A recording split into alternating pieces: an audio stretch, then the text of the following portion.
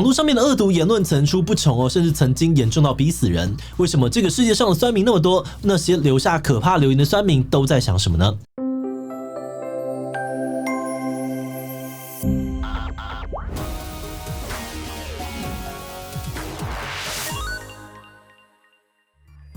？Hello， 大家好，我是志祺。这个时代只要用网络就不可能避免酸民的存在。但如果只是造成心情不舒服，那还可以算了不计较。可是呢，有些恶毒的酸民留言却真的曾经闹出人命。这个最有名的例子可能是2020年的木村花事件。当时日本热门实境秀《双层公寓》里面呢，有一个叫做木村花的成员，在网络上面饱受各种批评攻击，最后自杀过世。过世的时候只有22岁。当时这个悲剧在世界各地都引起了非常巨大的轰动，大家都在追问说事情是怎么发生的？为什么完全不认识的网友会忽然对一个人有那么大的恶意？那面对这种恶意的留言，为什么没有办法不去理他就好？针对这些问题日本每日新闻深入的做了考察的报道，最后出版成了这本《失控的匿名正义》。那今天就让我们透过这本书一起来看看酸民与他们的产地吧。不过在开始之前呢，按照惯例先进一段工商服务时间。你想让大众一起了解某个问题，或想要宣传产品资讯，提升品牌的知名度吗？欢迎参考志祺七七的商业合作方案。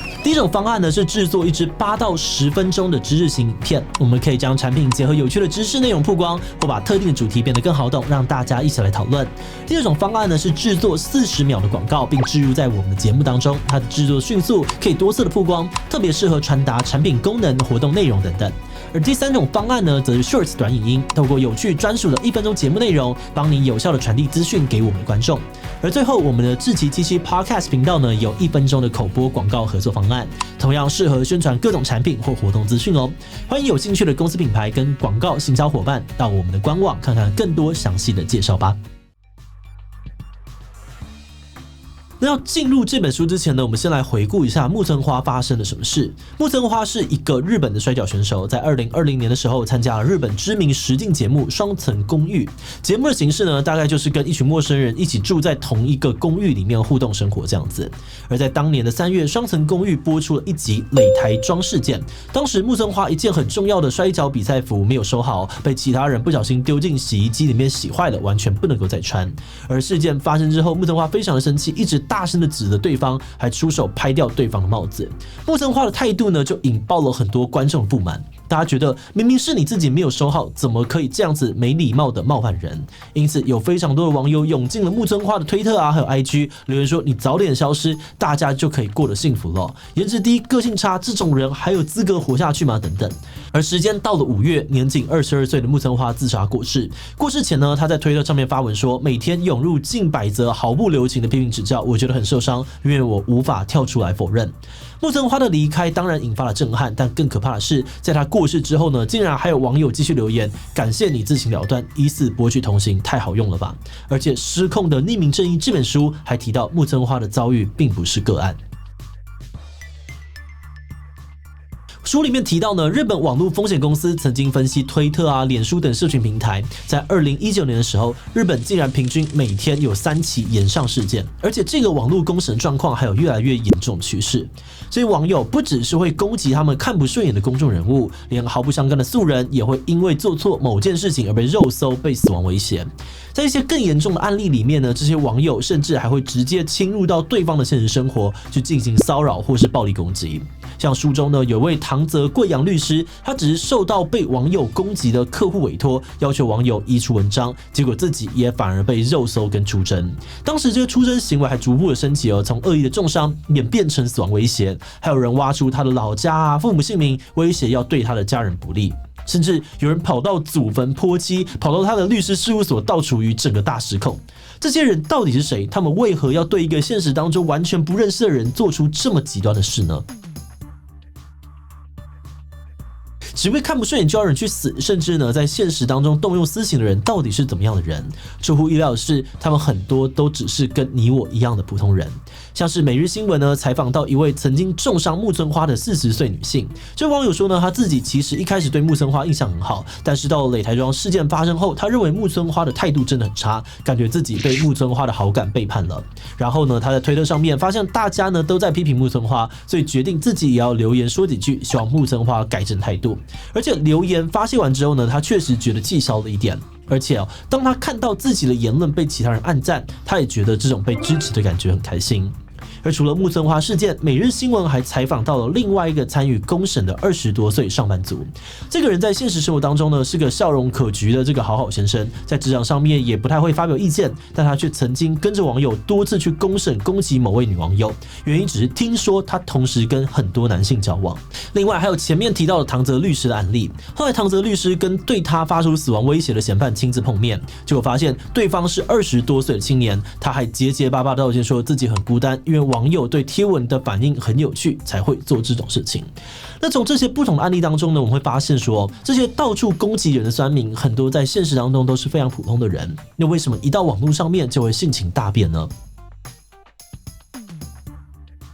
其中一个让好好先生变酸民的关键是因为匿名性，因为网络就像是另外一个世界不必跟人实际面对面，不必用真名字，给人一种做什么都不会被发现的错觉。这个时候呢，大家要发表言论，当然也就比较没有顾忌。不过这种匿名性其实不见得完全是坏事，像是要推动一些政策改变要保护弱势等等的状况，匿名特质其实是可以协助维护社会正义的。像是日本的国际大学副教授山口正一等人呢，就发现很多所谓的酸民其实出于一种维护社会秩序的正义感才上网批评人。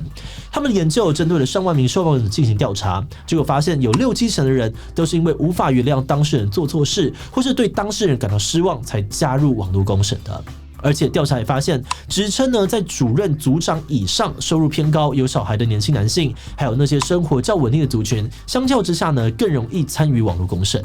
山口副教授认为这是因为这些族群比较容易对各种话题都有一套自己的见解，当他们觉得自己是对的，就会更容易去指正攻击别人，而且这种正义感呢还很容易越来越失控。像是书里面引述脑科学专家茂木健一郎的解释说，在我们思考要不要留言的时候，大脑有个负责控制情绪的前额叶会开始运作，但是这个前额叶的运作对大脑而言是负担很重的行为，尤其当人承受压力的时候，大脑很容易会放弃让前额叶运作，让人放弃思考，立刻出征。这个时候呢，对方如果反击封锁，对大脑来说反而是一种成功获得回应的舒服经验，这就会让呢大脑更习惯放弃去让前额叶运转，人也更加的沉迷于攻击带来的奖励。除了大脑的运作机制，对于大家正义感中毒的现象呢，也有几个社会心理学的解释。第一个就是大家应该都听过的群众心理，人们容易无意识的跟从团体行为，看到有人言上呢，就马上跟风卡位，放弃自己思考。而第二种呢，则是一种叫做公正世界信念的心态。抱持这种信念的人呢，相信每个人的处境都是他应得的。白话来说，就是相信善有善报，恶有恶报，所以被公审的人呢，一定是罪有应得。这种公正世界信念的社会心理现象呢，在很多女性性侵事件里面最容易被观察到。像书里面提到，很多 Me Too 事件爆发之后，有很多的网络言论，第一时间都会开始指责受害者，觉得他会被性侵呢，一定是他自己有问题，是走后门失败才借机报复等等。而且这种现象呢，对于女性来说还更加常见。像是资安的服务商诺顿公司曾经针对日本女性进行调查，发现有46% 的人都遇过网络骚扰。书中还提到说，那些参加社会运动或是政治活动会发表自己意见的女性，特别容易遭受到攻击。这是因为在日本社会的观念当中，表达个人意见并不是女性该有的形象，让他们更容易变成被指正的目标。不过既然我们发现酸民永远都爱嘴炮，要管也管不完，那为什么不干脆不理他们就好了呢？从心理学的角度来说，人在真的遇到公审出征时，很难做到不看就好了。书里面引述了明治大学健康心理学教授冈安孝宏的解释，人越要自己不去想某件事情，反而越挥之不去。而且我们的心理呢，还会选择性注意。举例来说，现在有 50% 的好事跟 50% 的坏事，那我们都会倾向于放大坏事，感受到更多的负面情绪。因此被攻击的人会很容易一直纠结于负面的留言，一直忍不住上网查看，怕他们又讲了什么坏事，这样子演变成担心跟检视的恶性循环，陷入越来越抑郁的情绪当中。那这种网络公审的风气有可能解决吗？针对网络霸凌的问题日本国会在2022年的时候修正了刑罚侮辱罪，让原本网络重伤只能够罚1万日元以下，变成可以罚30万以下的罚金或1年以下徒刑。这个修法呢，也被大家称为是木村花条款。但是在修法通过之后，又有人担心会限制言论自由，至于这个吓阻的效果够不够，也还有待观察。除了法律之外呢，也有人针对前额叶失灵的大脑下手。有团队呢开发出了一个叫做 Resync 的 App， 会在送出留言之前呢跳出视窗问说确定要发布吗？帮助大脑踩刹车。根据他们的调查，光是这个提醒呢，就会有高达90%的人因此放弃发文。最后，这本书也强调说，其实网络社群只是工具，关键还是在于我们怎么使用它。一个简单的原则是，我们在现实当中不会做的事情，那在网络上面也不该做。虽然说只是一个老生常谈，但是网络霸凌的根本解决方法，或许还是每个使用者本身。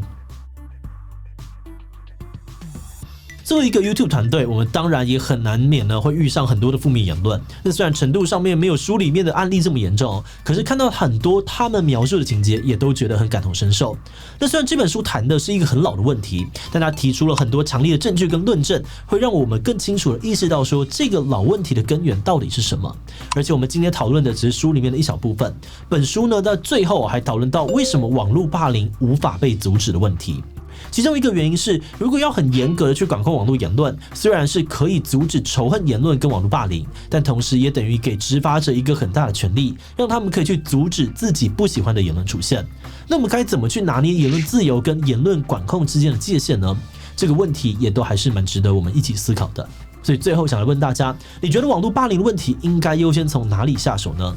应该要严格的立法管制，虽然会有言论管制的风险，但这样子才能够根绝问题。比如我觉得怎么样立法都会有人钻漏洞，应该要靠每个人的自律才有用。所以我觉得网络霸凌不可能根绝，只要尽量的训练自己不要被影响。提其他留言告诉我们吧。最后，如果你喜欢今天的影片，欢迎分享出去，让更多人知道这本失控的匿名正义。此外呢，也可以点这个地方看善良的歧视以及社群平台霸凌。那么今天的这一期赵视频告一段落，我们就明晚再见喽。